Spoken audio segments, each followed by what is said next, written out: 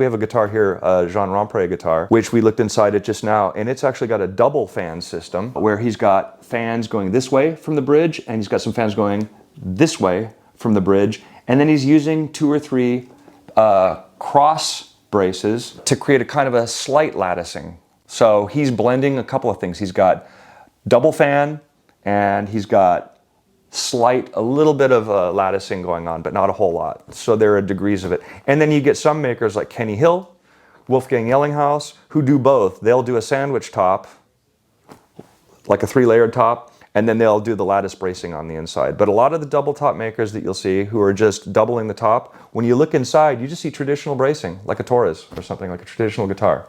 So again, these words are all very fluid, and everybody's mixing and matching, and Juri's gonna have something to say as a player with his experience of playing these guitars. So Juri, how would you describe them from a player's point of view? What did the guitars do? How do they sound? What's your experience of playing these different kinds of guitars? So there's 2 perspectives I want to talk about when being a player. It's what you hear from the player side, and then it's also what you hear from the audience side. And I think both are equally as important if you're a performing artist. What I've noticed with the double tops and lattices, I'm going to put them kind of in one family because I notice they behave relatively the same way in terms of what I'm looking for as a player. And it's a very, very fast and loud sound that hits you from the player side.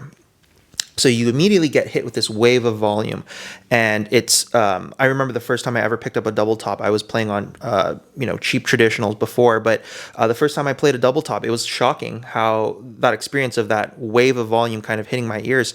I played double tops for the past 9 years of my career. And then moving over to traditional tops, what I notice now from the player side when I'm playing is you hear a more natural release of sound. So it's not as quick. It doesn't hit your ears as violently, but it feels natural. It almost behaves as if it behaves in a way that you'd expect a wooden instrument to resonate when you pluck the string. The double tops, there is a little bit of a